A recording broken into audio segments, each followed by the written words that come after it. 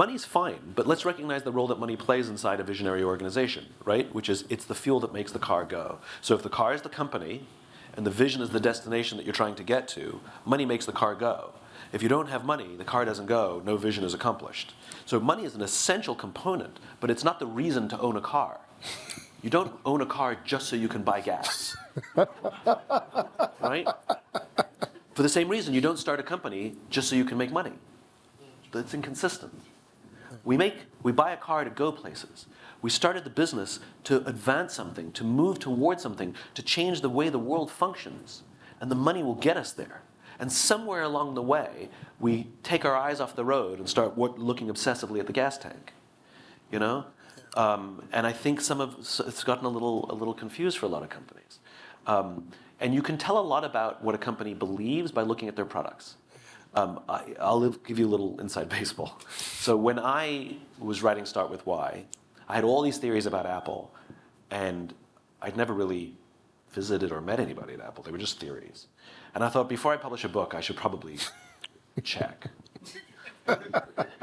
So we sent a note to Apple requesting an interview with Steve Jobs. And I didn't know this at the time, but my publisher had published an unauthorized biography of Steve Jobs. And so because I was associated with that publisher, I was told to no. I was told, not only can I not interview Jobs, I can't interview anybody, and I may never visit campus. Oh, and by the way, all your ideas are wrong. So I had no inside access. Yeah. The only thing that I had was the way that Apple talked about itself. So I looked at its packaging, I looked at its products, I looked at its store experience, I looked at its advertising, I looked at its PR, I read its legal type on a box. I just looked at everything that was public.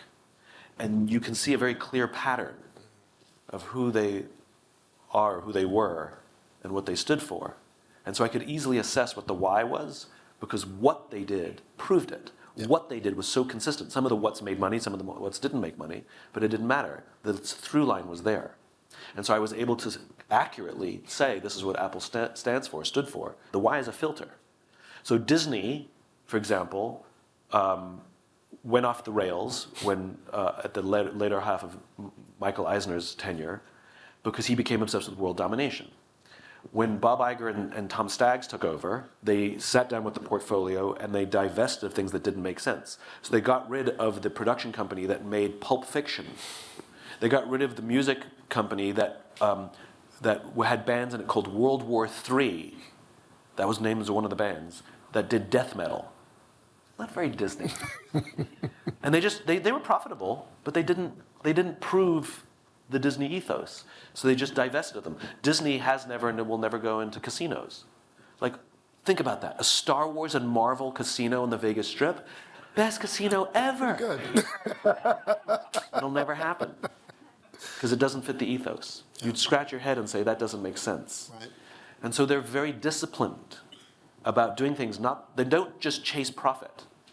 First they say, should we be in this business? Now, how are we going to make a profit doing it? But there's a filter first. And I think what happens for a lot of companies is they chase the money before they run the filter. Yeah. So using your why is that filter.